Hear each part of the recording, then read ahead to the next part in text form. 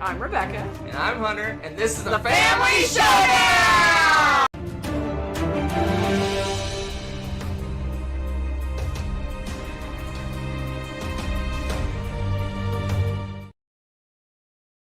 Welcome to Shenanigans. Join the chat for some interesting renditions of Creedence Clearwater, by the way. You catch that? You're kind of more in the frame than I am. Here. Is that the start of the show? Is that the thing? Not me. Not me. What are you talking about? Kind of off Here, I'll scoot over here a little more. Come over here. Howdy, folks. Today we're doing a variety show.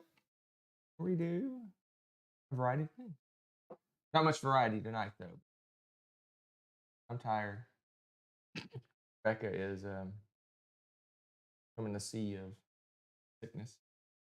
You make it sound like I have COVID or something. No. We're both kind of low energy. I'm gonna bring it. I want to bring it tonight. No. Oh no. Anyway, if you're spices, what kind of spice are you?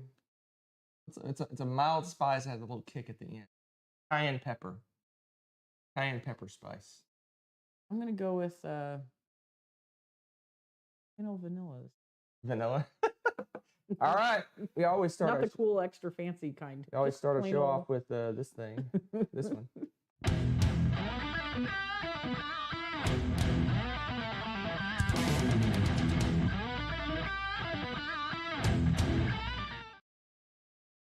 Rebecca pointed out I forgot to update the number. The number's wrong. So we're up to 27 now. Yeah. 27 out of 100 on our journey through our top 100 games. Hey, it's a slow, meandering journey. We made a dent in it. Come on now. We got 4 done over the last few days. Oh, yeah. The games we played, some of them weren't on the list. Yes. We played 6 games, 4 of which were on the list. So 23 plus 4 is 20. Half and half. 6 games. We played 6 games, which is a lot for us with the school year starting. Yeah. This time of year. Yes. Work's busy, et cetera, et cetera. As always, I go from worst to best. Rebecca said she was going to do a list this time. Doing a list for Rebecca. Wow. So you're gonna have to. I can rank this, I guess, now if you want, but it's gonna be kind of it's lackluster. Glean some little nuggets of information from what I have to say. Wow. Right. Coming in at number 6, this is a toy that is masquerading as a game, so it's kind of mostly a toy. So I kind of have like 2 ratings for it. I don't know if that's fair. So as a game, a game design, I give it like a 4 or a 5. Okay. Because the rules are garbage, straight up hot garbage. Oh, are they? Yeah. Oh. Not only are they not very descriptive, which happens a lot with toys type games. Okay, that's fair. Nessa and I came up with 3 or 4 different better ways to play the game.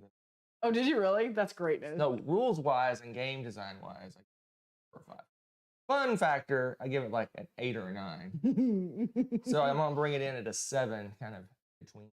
Okay, that's fair. And that is the Catapult Feud. This game was hilarious. Give me that's the original. That's the original one. We have the expansion too. If you have the old crossbows and catapults, those kind of games, or you're just shooting stuff at each other's little castles and blowing them up. Not Crossfire, but crossbows and catapults. Yeah. Anyway, so this is it. So it's got big clunky plastic bricks. You're building a castle. You have little dudes in the castle. You have a little catapult, rubber band, basically here's the nerd in me. If you ever did the physics thing where you put the big rubber tubing on the big giant catapult, that's basically what it is. It's a rubber band with a little plastic catapult. It shoots these little balls. You're trying to knock the other person's guys down out of their castle. So basic rules are actually the funnest way to play. The action cards that comes with action cards, those are garbage. They don't make any sense. Very fun, not very exciting. And the expansion, the ballistas don't work very well. Oh, really? Because when I fired it, I didn't play them with the ballistas yet, but when I was doing a practice shot, I was able to get a pretty good. They're okay. Yeah. And the rules for the expansion is dumb. I mean, if you would write the worst possible rules for how to play the game with the expansion, they pretty much did it. So the fun of the game is you build up your little castle and you put your little dudes in it, and then you fire at your opponent's castle. The rules for the expansion is you build a castle together. Put your one brick at a time. You literally, I put a brick, you put a brick. I put a brick. So they're trying to keep children busy for several hours. I guess. And then you put a person, and I put a person. And then you're firing at the same castle. And you get points if you knock the opponent's people down and knock their bricks out of the play area. And you lose points if you hit your own guys. So with a completely inaccurate toy, you're shooting at a castle and trying to hit your guys instead of his guys. Which is completely, you may as well just roll a random die and see who wins, because the odds of you getting the exact right shot to hit your opponent's guy instead of your guy. And you literally, your opponent, you could put a guy down, and then the opponent could put his guy right behind your guy. Well, yeah, I was going to say, this sounds like it's going to induce more fights. We didn't even play those rules. I just said, nope, not going to happen. So what Nessa and I did, we took all our bricks and just made a big giant castle and had 10 dudes instead of 5 dudes and blew each other's castles up. That sounds like you should do. But it's fun. It's super fun. That sounds hilarious. It's super fun, but you don't need the extra complexity of action cards and ballistas and garbage like that. Yep. So. Troll, you trying to gross everyone out tonight? Oh my gosh. So the pieces, though, I mean, seriously, these are a riot. They're so cool. They're great. They're sturdy. They're like that cool, heavy, nigh indestructible heavy old plastic. School 80s plastic. Oh, you put the catapults in the other one? Because this is a ballista. Yeah. No, this is the main game. Yes, I put catapults. Oh, bummer, because I was going to show everyone. I designed it so that you could. No, there's a catapult. Oh, there's a catapult. Okay. I designed it so you take a box and I take a box and we play. Is the way I separated okay. the two boxes. Obviously, this needs the rubber bands put on it, but this little thing is so much fun. And you have the cannonballs in the other one, don't you? Yes. Oh no! Well, you have your own. You did like set I said, it up. I split it in half, so half the stuff is. I gotta show you guys this because the they have a little bit of a bounce, not much, but a little bit. And they're not solid rubber, but they're pretty close to it. Like they're really good for whacking castle walls and stuff. I love it. And they bounce great, like in the floor and stuff. So they get a little momentum going. Good luck chasing these bad boys down. But yeah, it's oh yes. I may have missed. Oh, no. The thing's gone now. The cat. Yeah. Cat found him. That's okay. Well, he'll kick it out. Oh no. Time to order replacement catapult balls. Replacement. All right. Anyway, that was quick. Super fun game. Don't just play the basic game with none of the extra rules and stuff on it, and throw everything in if you have the expansion. And just except have for these fun stupid with ballistas. They're garbage. I didn't think they were that okay, but I didn't play an actual game. To be fair, I need to challenge one of you. I challenged the winners, and that was a joke. I should have challenged the loser of the game. That was. I'm not very good at this game. It's so much fun. I'm undefeated. Though. Yeah. Troublemaker. Undefeated. Get troublemaker. Right. It's a hoot. My number 5, we played 6 games. Well, Ray could play a game by herself. We'll get there. I didn't play it by myself. Well, without me. Oh, okay. All right. So my number 5, I give it an 8. I think I may have actually reduced that. I didn't look at my previous rating. I may have actually reduced this down to a 7, but it's back to an 8. Because we got the deluxe collector's royal deluxe edition of Castles of Mad King. So this one is so good. Just how easy this is to set up, how nice it looks now. I bumped it a point. So I think I bumped it a point. I think I dropped it to a 7. Maybe I didn't, but it's back at an 8 if it didn't drop. This game is so ridiculously awesome. The overproduction makes it so much fun. The pieces feel bigger and bolder, and the pieces cool. Are thicker. It's got little trays. Basically, pop trays out and set them on the board. Before, if you've played this before, you just make piles of different types of rooms sizes, and invariably you bump it and they go everywhere. And this has nice and neat little trays for all the little different rooms to go into. We played with everything. We played with the Swans expansion. We played with the secret passages or secret something. No, those secret passages. Those were cool. We played with that. We played with the really Royal Decrees. We played with everything, and I liked everything. Oh, I did too. Absolutely. In fact, you were asking like, do we need to take any notes? And I'm like, nope, we Yeah, are liking all of it. We played with everything. Went really well. I enjoyed it. It's cool too because they have these little extra rooms now called towers, and if you close them all off, then you get like a extra set of like win conditions for victory point stuff that you hide under your tower. So you have this cool 3D tower standing up in the middle of your castle, and then when the game's over, you lift it and you take the little chip out. We played with the tower. Has too. It's really fun. I didn't even build a moat this time. I did. I got points. And Hunter did build it. Yeah, the moat expansion. We played with everything. Every expansion. I think there may be even some new expansions. There's like 20 different player colors or something. Insanity. And it's just like if you've got the Suburbia, it's very similar. Oh, really? Yeah. Okay. I think Suburbia may even have more than 20. Oh my gosh. Well, this is so much fun because then you got these little swans. Excuse me. I got all these little swans and they're like all these different colors and sparkly swans and everything because there's 20 different colors now. And it was fun because also with that other, I forget which one is the starting player powers. Which expansion is that? Where you get a little tweak for the game. It's either a win condition. Oh, I don't remember. We played with everything. So yeah, that one was really cool too because Hunter ended up getting one that could give him extra points at the end of the game if he met the condition. I got a like mid-game use where I get to, mine was a fun one. If I got an odd number of points at the end of the round, I would round up to an even number. So I was like inching my way through some points. Sadly, I don't believe it was enough, but it was. I'm looking, I don't see it listed. That wasn't the royal decree, right? That was yeah, maybe it was the royal decree. Is that what they were? I don't remember. Anyway. Yeah, but it was really cool. I really liked that too. So it's if you super love Kid's right though, it's deceptively large. Oh, it's ridiculous. It's almost Ticket to Ride size, maybe Ticket to Ride size, but it's twice as thick as a Ticket to Ride game. So. Yeah, and it's almost as big as like the the Terraforming Mars monster box. Almost. It's not quite as wide, but it's as tall and all.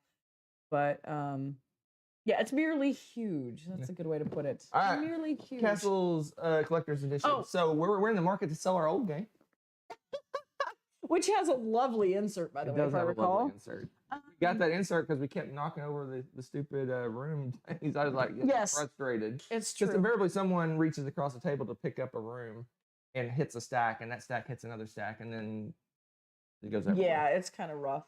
I saw somebody's comment about coconuts earlier, and yes, this has the same kind of like joyous feel. The Catapult Feud feels a lot like coconuts. Yep. It's got that barely controlled chaos and lots of, cheering and jeering and a lot of fun. Yeah, but coconuts, you're like shooting at maybe less than a foot.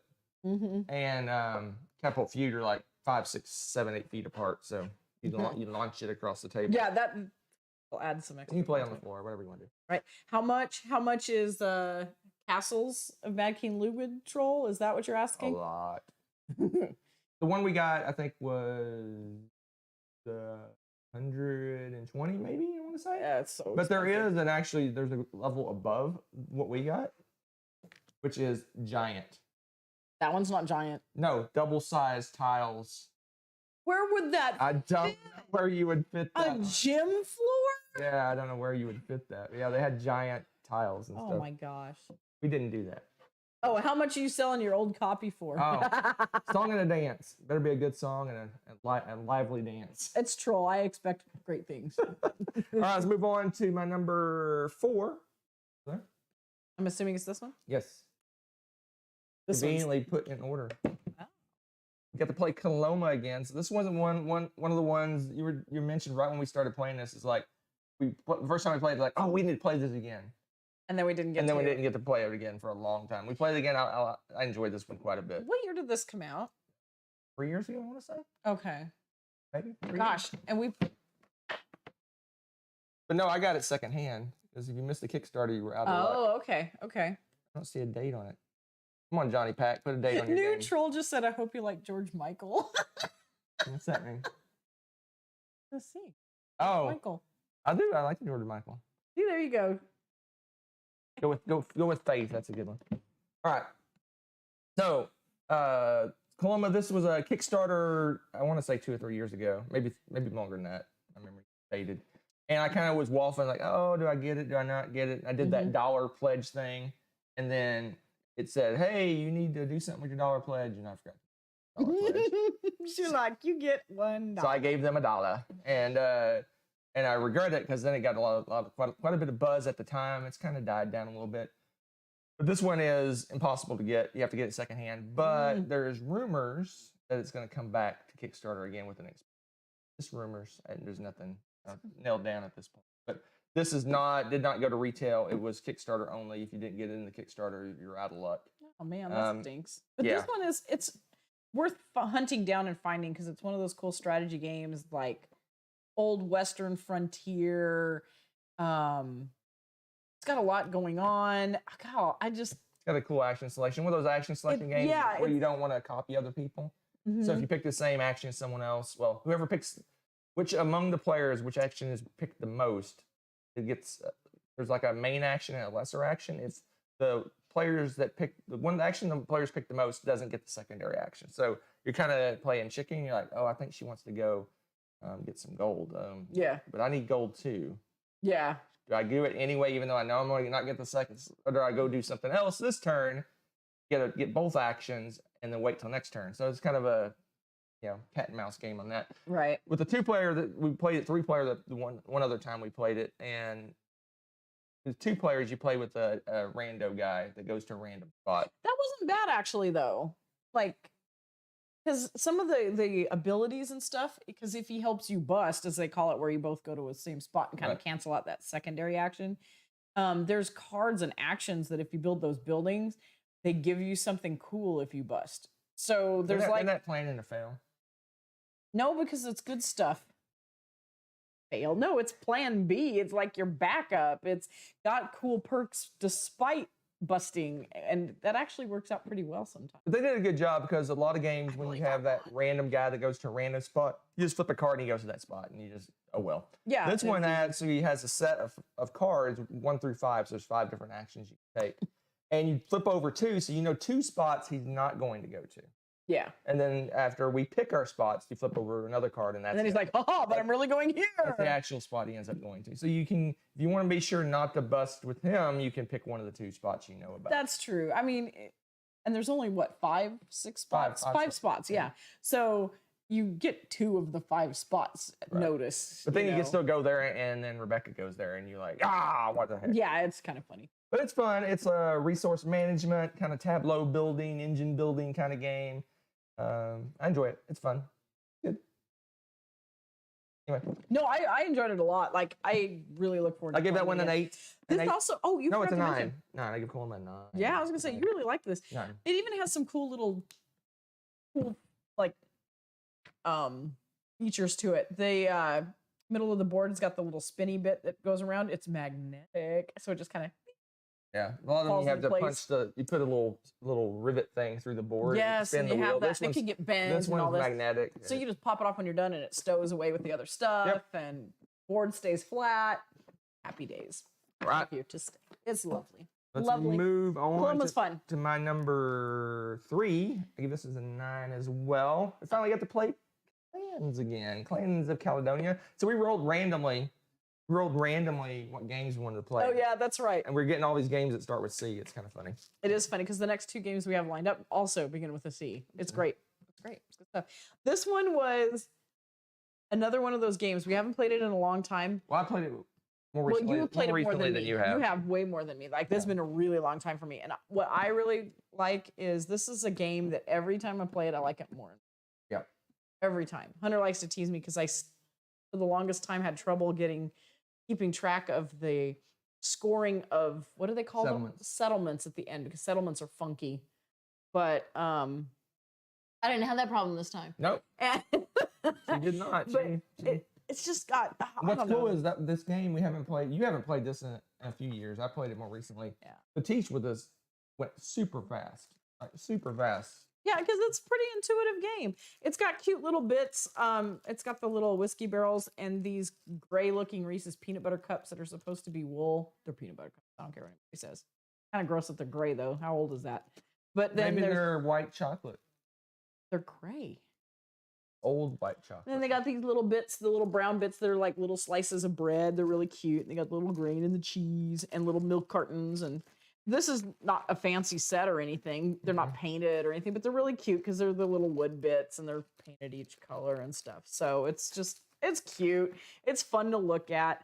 It's a cool game. There's a lot of thought that goes into this one. This is can be a brain melter. Yeah, maybe. There's a lot going on in this. I would say this is it's got contract fulfillment. It's got resources that go up and down in price based on buying and selling, kind of stock market-y type stuff. Yeah. It's got board. You went out on a board. It's went out and collecting resources on a board. Like you said, there's settlements. If you ever played Gaia Project, it has similar scoring. Basically, like the federations. Yeah, those are trying to get away. This one you're federations. trying to be separate settlements, but you can reach each other with your movement.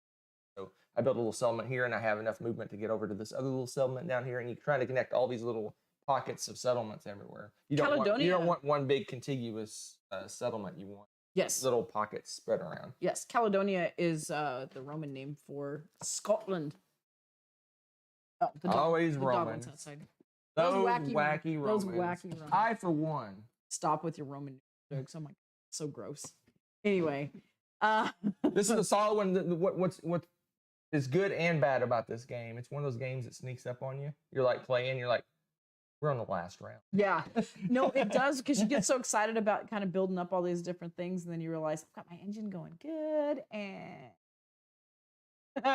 so you really want to really want to pick and choose. You don't want to get too distracted by shiny things and go off because the game ends way too fast for you. Yeah, but the options are all good. It's about an hour for 2 players. It says 30 minutes per player. That's pretty accurate. Pretty solid, I think. If you know what you're doing, I think your first game could be much longer. Stuff, obviously, but yep.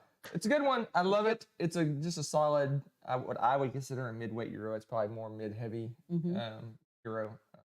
But it's that fills that 90-minute sweet spot game in less time than 90. Yeah, because it does feel like a 90-minute game. Like you get the brain burner of a 90. And I like games like this. A lot of Euro games don't have a map where you're going out. You just collect resources and stuff like this. This actually has a map that you build out. You're putting little cows and bakeries and things around on the map to. That would be cool. That'd be so cool. Good one. I like it. It's a Euro game with a little bit of stock market feel on top. That's why I like it so much. Very cool. Very cool. Ooh, Coralu, I like your idea. That sounds like fun. Let's move on to my number 2. I give it a 9.5. Yeah, I wonder why. Why? Did you miss it? You did the dance, the bee dance, or whatever that was. I don't even remember. Remember Havesy points? Oh, Havsy's dance. Yeah, but something with bees or something too. I don't remember now. You guys had some weird conversation. Because I think the first one I gave a half was maybe Honey Buzz. Maybe that's what it was. Anyway, I don't remember. You guys all went off the Terracotta Army. Board Game Geek, you need to change the name from whatever you call it. What do they call it? They have like the weird name for it. I think they have the German name. It's still in Board Game Geek. Okay. It's hard to find if you. Anyway, Terracotta Army. This is the latest. Well, kind of. There's a bit. Let's take a step back. A little bit of controversy about Terracotta Army. What's the controversy? So it is by Board and Dice, who make the T series. Okay. Vulcan, Teotihuacan, McKinnon, Tabanusi, etc. Nice out. I think I got most of them. Yeah, Tawa Intensity, the one I always forget. Anyway, it starts with a T. It's a civilization style game. But it's not a place name. But Go ahead. It's not by Terzi. Okay. So it's by a different design team. But it's so is it part of the T series or is it not? It begins with a T. So it's anyway, it's fight internet. It feels very much like the other T games. It's a civilization themed heavy Euro game. This one is my favorite. So this is the first one I've rated higher than a 9. It's my favorite because I like the puzzle. So basically, you're a Chinese, right? Chinese nobleman or something, and you're basically building statues to put in the emperor's tomb. And each player represents one of these nobles that's building these statues. And so you're having to collect resources and take actions and stuff to build those statues. But the fun part of the game is actually putting the statues into the tomb. There's a whole puzzle. Yes, that part's really kind cool. of an area control kind of puzzle, weird scoring thing going on with that part of it. So you're taking actions, and you have ways to get superpowers throughout the game where you get more powerful actions. It's got some resource management. It's got action selection. It's got a cool action selection wheel that has the rivet. So it's not as cool as Columbo in that aspect. But you have these two. You have an action that's printed on the board. Then there's a wheel that's above that spins, and there's a little smaller wheel above that spins. So you're taking potentially three different actions. One from the small wheel, one from the middle wheel, and one from the one that's printed on the board. And it's worker placement. So you put a worker on a spot. You take all the actions in order from the smallest down to the one on the board. And you can use the stuff you get from the first action to potentially use for the later action. So there's some kind of synergy there. It's like, oh, I need clay to be able to build a statue. So I need to do an action at the top that gives me clay so I can build a statue. And then at the bottom, you get to do a bonus action or something else. So it's a whole cool action selection thing with the puzzle of the tomb with superpowers. Oh, it's so good. It is. I was going to read the back to torture you because you were kind of like stumbling around. And yes, you are one of the like craftsmen building all of these. I thought you were a nobleman. Maybe you're just a craftsman. Just a craftsman. I thought you were a noble person. I'll put the. I'm gonna do a little research while Rebecca does this. Because you guys need to see these dudes. It is craftsman. You need to. I read the back. You need to. I'm a nobleman. You need to set up your the close up looking at minis stuff again so we can show off all the minis. We should make a list of show and tell. Yes. I don't always set that up though. I know, but I'm saying we should do that and just show off all the bits. I like how you're taking the miniatures out, but you completely missed the whole thing. So this has the coolest. Oh, I'll show them in a second. I had a request. I'll be over here. I had requests to see all the cool minis. These are if you are an '80s gamer. These are the 80s style plastic miniatures that always have wonky bent weapons and stuff. It's so true. So, you did have to fix a bunch. But you get so many miniatures. You get like how many? Probably 12, like 50 miniatures. Oh, there's a ton in here. Maybe more than that. There's maybe more 100 than that. miniatures. But they are the old school 80s plastic. You know what that means? Oh yeah, it's greatness. Now the storage. So these are like the dudes, and then these are so cool. I love the way these sit because they have little colored squares so you can mark they're yours and stuff, and then you can put the horses underneath, get certain coverage benefits and stuff. But the storage is what he was talking about. All of them store upside down inside these tracks. So they should not get bent up or weird misshapen forms anymore because they're now protected in here. And you just pull them out and ta-da! Yeah, they're also it's not only is it good storage, it's also part of the gameplay. It has the victory points for building along the side. Yeah, this was really well thought out. Yeah. Can you guys see? And Kabuki Kid, you are 100% right. The first thing I did was toss it in hot water. Yep. I stuck all the miniatures in hot water and mostly straightened their weapons out. So yeah, it was kind of funny. Stick them in hot water, mold it to how you want it. Stick it in cold water. Done. There you go. I did that for probably half an hour. Yes, you did. I was like, what are you doing in here? Reliving childhood. The different, the ones that are storing there are they're kind of the softer plastic with the bendy weapons. Then there's also these neutral guys, and these are molded and hard plastic. So they don't have the bendy weapons and stuff. Yes. Oh, you had to see them. You're welcome. These are so cool, and I mean. This is one of those, this is the table draw, right? Every time, like this right here, and then seeing these out on the board, and you're just like, what is this game? This is amazing. And the fact that it's the Terracotta Army, and I don't know, it's just kind of, this is one of those games, again, where if you don't know anything about them, I would want to instantly go look this up and learn about it because it's that cool. This is a good one. Again, it's not a touchy game, but it definitely feels like it. It's got a lot going on, but it's not super convoluted in its actions. It's a little smoother. The scoring's a little. Scoring is. You're right. The scoring is a little complicated. That's the most complicated part of the game. Yeah. But what the funny story though is, I was at Dice Tower East, Dice Tower East, and they had this set up in the hot game section, and. Like there was a pause in it not being played, and I sat down and I started reading the rulebook. I saw all these miniatures. I'm looking around the table like, there are are these miniatures? It has like, because I was looking at the contents, because obviously usually what's the first thing you see when you pull a rule book open. I'm like, because they're all in the box. where's the miniatures at? And I was reading and reading, and eventually I got it, like, oh wow! And then it's like the big reveal, right? It's like almost like a legacy game. It's like the miniatures were revealed to me. Oh my gosh, I know, that's so cool. Because I was looking around the table, I figured they'd be like player piles of miniatures or something around the board. And there was nothing. Nothing, because it's all clean and in storage and safe. But it's a good one if you like any of those games, Teotihuacan, Zolkin, those kind of games. This will feel like home. Yeah, it's really pretty game. Really, really pretty game. All right. So, last but not least, my number one game, as of last listing, my number 2 game of all time. I finally got to play Twilight Imperium with the expansion. This thing has been collecting dust for like almost 2 years, I want to say. At least, because we got it in 2020. And yep, 2 years. It came out in Gen Con 2020, I want to say.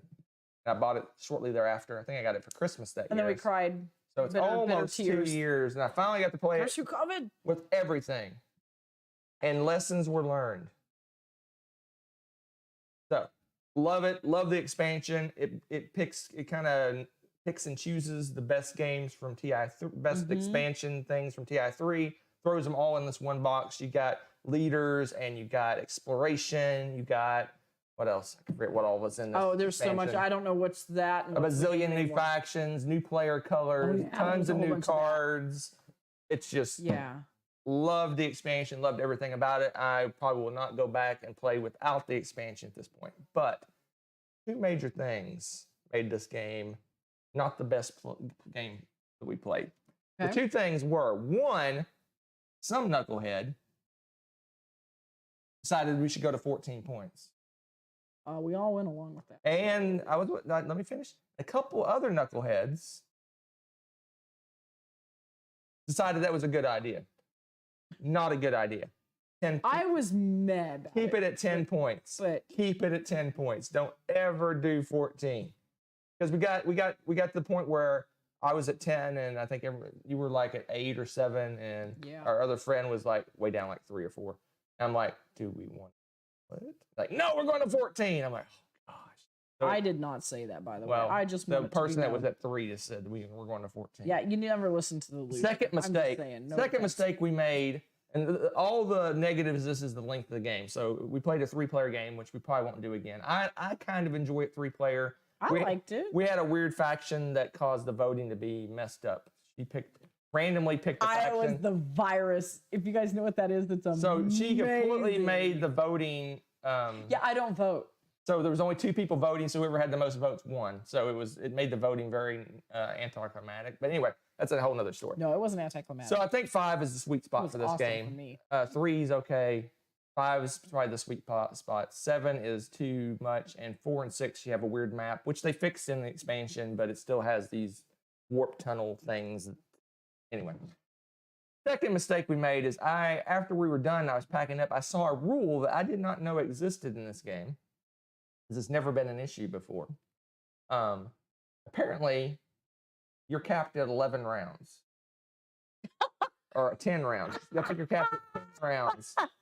Because basically you have these public objective cards, you're trying to get points, or it's like a race to get points. And each round you're flipping over one of these public objective cards.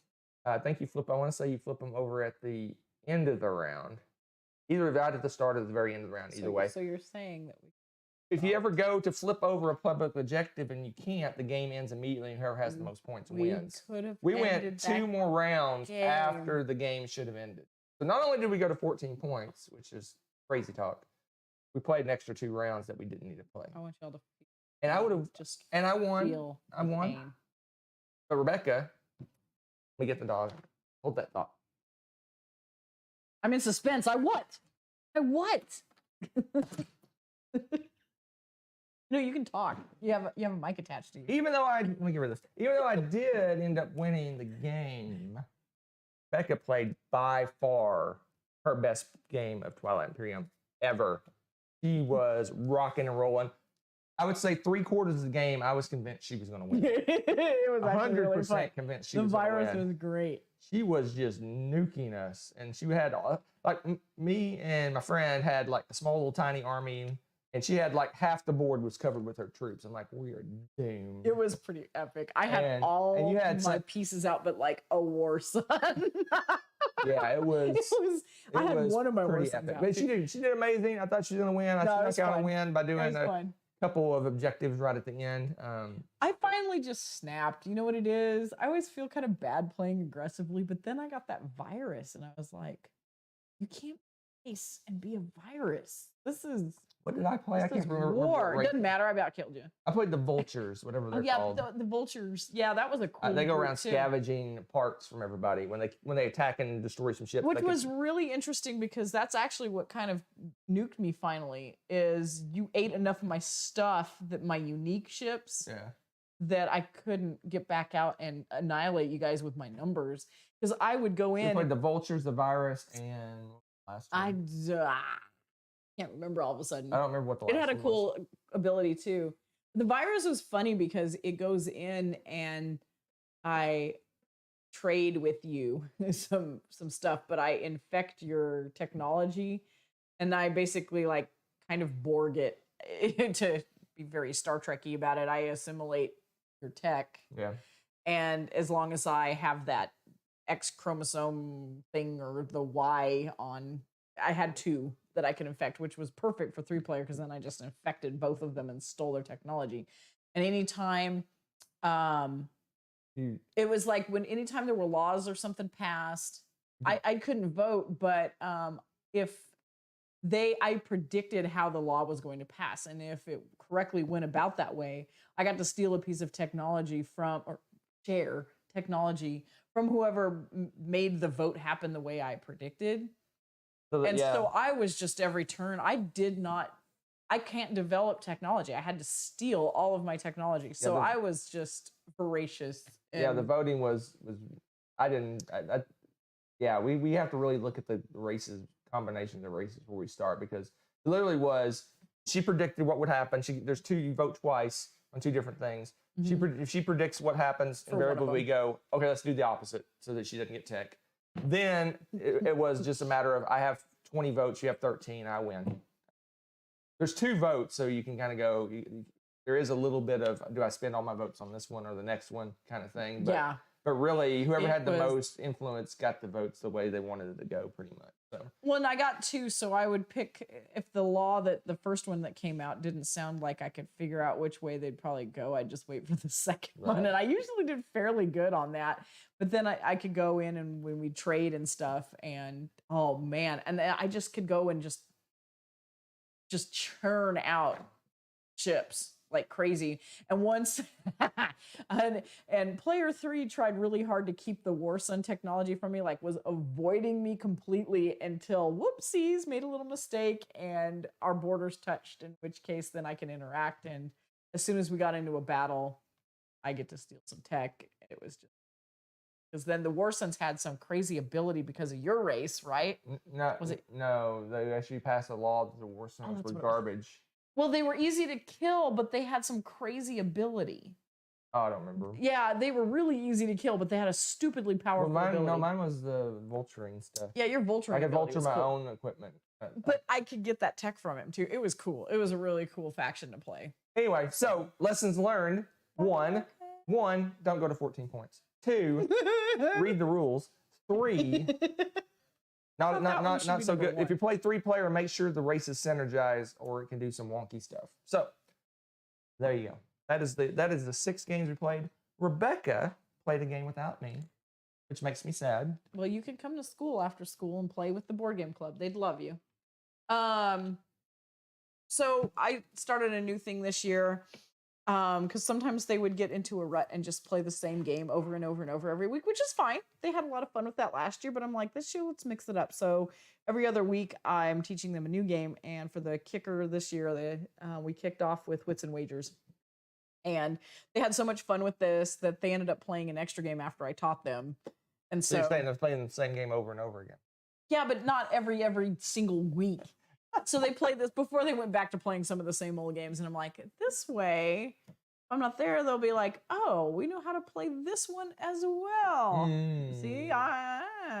So now they can't fall back on all the same old stuff because now they're going to know how to play a whole bunch of the games that are on the shelf. So I'm really excited about that. So taught this one to them. They had a lot of fun with it. Already right away, a student was like, ooh, can I be the like person in charge of the questions? And I was like, sweet, this is awesome. I love it because I know that they really enjoy it when someone asks right away if they can run it. I love stuff like that. So that was really fun. And so got to get a game in of that again. And our donated game of this at the school, I found out on the fly that it was missing some things. So we had to get a little creative. But that was exciting. Yeah, because we completely cannibalized it. Oh, you just think it's this was it wasn't ours. It was someone else donated it. Oh, yeah. I thought you had our old Wits and Wagers. I don't. Nope, this was from somebody else. Okay. So it was kind of a bummer because it was like, oh, it's missing some things. But I'll steal my stuff. No, I'm not going to steal our stuff. We made do just fine, but it was fun. All right, that's it. That is the games we played. Next week, 1 week from tonight, we're not going to do a top 10. Rebecca doesn't know what we're going to do. She's about to find out what we're going to do. Next week, same bat time, same bat channel. We're going to be doing the infamous, nay notorious, blindfold board game challenge. Yes, I've been waiting to do this for a while. This is greatness. Blindfold oh yes, but we're going to trick it up a little bit. What? We're going to trick it up a little bit. What we're going to do. Gosh. This is a work in progress. Oh my gosh. This is what we're going to do. I am so excited. We're actually going to pan the camera up to where you can't see the game. And the person's going to be picking the pieces out. And you guys at home can guess the game along with us based on what pieces they're picking up and manipulating. So basically, we're going to have the game down out of view. You're going to pick up pieces and show them to the camera as you're figuring it out. So you at home can try to guess the games as well. So oh my gosh. We'll see how that goes. So I'm going to get those square wooden cubes. Maybe. You know the ones? We're not going to, you're picking a game that has nothing that's the script. But anyway, so that's what we're going to do. We're going to, before we would show the box and open it up and the person would start and you would immediately know what it is. That's not as fun. We're going to make the game out of view and you're going to pick up components and show them. So the chat can guess the game along, and people after the fact, watching after the fact, can play. You still can play. That's the best part. So that's how we're going to do it. The only issue with doing it live is we have to have an intermission to kind of swap people. But oh well, maybe I'll do some hold music. Last time we did some of our old board game. Oh my gosh, that's right. Skits. That was so funny. We'll maybe pull some of those out of the archives and run those as an intermission. So that'd be fun. That is what we're going to do next time. The blindfold board game challenge, including you. You get to play along. That's going to be fun. I am looking forward to that, peeps. You guys are probably going to destroy me. So looking at my watchy watch, 3 weeks from tomorrow. It's time. The World Series of board game. You gonna come back with a little bling on your finger? I don't know, man. I'm getting pretty good at Splendor. I hate to admit this, but I'm pretty good at Splendor. There's so many things I want to say about I that, am and yet I'm gonna good. refrain because if you come back with a championship it's sad. in that, then I will give you. It's sad. I'm playing Splendor, Dune Imperium, Dominant Species Marine, and Raw, and Splendor's my best game. My best game. Oh, the fates. So I've got my plan of attack. So here's my plan of attack. Why you shouldn't tell your plan of attack? I don't know. If they're watching and I'm competing against them, then you know my strategy. Plan of attack. Here's my plan of attack. I'm going to read all the rule books over and over again several times. I feel like I should play Eye of the Tiger right now. I'm going to go to Board Game Geek. If you don't know, Board Game Geek, the largest board game. Don't tell everyone all your secrets. Site. Oh my gosh. They have a game in their forums. They have rules, questions, general questions. They also have a strategy forum. That's where I learned. That's where I put together my Splendor strategies. I'm going to go there for those games. Maybe there's some strategy tips I can do. So I'm going to do that. Then I'm going to set up the games and look through all the components, because I talked about this a long time ago. Very few people ever take all the cards of a game and go through them and see and try to find synergies and things like that. So I'm going to do that. Then I'm going to play some dummy plays with my strategy and see how that works. And then I'm flying off to Vegas. I'm coming back Probably not a winner. But come back with your shield on it. Humbled, but entertained. How's that sound? That's fair. I'm so humbled. It's funny because I was talking to Rebecca. We're flying out. She's coming out Friday night. So if I lose out, I win because we get to go. We get to go hang out. Go do Vegas stuff. But I did not realize the finals is on Sunday, and I'm flying out Sunday afternoon. So if I actually somehow, miracle of miracles, make it to the semifinals or the finals, I actually have to change my flight. You planned on losing. That's what you stole my thunder. So I apparently I planned on losing and not making. Now I don't know why I had in my head. I just completely forgot that the finals and semifinals is Sunday. But we wanted to get home early Sunday so that we can pick up the kids and do whatever we need to do, right? Yeah. And that's hilarious. I'll be You're gonna have to. My flight is actually scheduled right in the middle of the finals. And even if I make the semifinals, I'm going to be scrambling to get to the airport on time. So, but I'll know Saturday whether I'm in the semifinals. So I'll be on the interwebs trying to change my flight if I do make it there. I'll fly alone. But anyway, we're gonna have fun. It's a full blown convention. It's not just a tournament. They have it has vendors. They have open gaming. They actually have side tournaments that you can join. That's you sign up for if you don't want to do the big grandiose. They have like little side tournaments. They have vendors sponsoring how to plays. It's a full blown gaming convention in a Vegas hotel in Vegas. So I'm excited about it. I'm curious and excited, and like I said, if I do lose out early, we can go to a show. She can actually enjoy Vegas because the last time we went to Vegas, I had a broken foot. She had a broken foot, so we mostly had room service. Yeah, because I was in a boot. So we didn't want to cancel the trip, but we hobbled. No, we weren't. It was our 10th hobbled her to all anniversary. the shows. We basically had an Uber in front of the hotel and Ubered like 2 blocks to go to the shows and stuff because you couldn't get around very well. But we did have an awesome view of the Bellagio fountain. So that was amazing. That was like the highlight of your trip is to get a book and stare out our window at the Bellagio fountain. It was fun. It was fun. Anyway, so 3 weeks from tomorrow, World Series of Board Game. If you're there, come say hi. I mean, there's going to be a ton of board gaming type people there. So yeah, that's true. That's awesome. I'll go up to Tom and bug him. Bear. Anyway. That's it. So next week, 1 week from tonight, the Blindfold Board Game Challenge featuring the internet. You guys are going to I don't know. We'll see. Maybe I'll study this week. Study what? Board game pieces. Just randomly just take games. I'm really going to pull them off the shelf and be like, yes, all right. You know what time it is? Time. Go to the lobby. Let's all go to the lobby. Let's all go to the lobby. Let's all go to the lobby to get ourselves a treat. Thanks for watching. If you enjoyed this video, give it a like. Click subscribe to join our wonderful viewer community. Want to be notified when we upload a new video or go live? Click on the little bell below.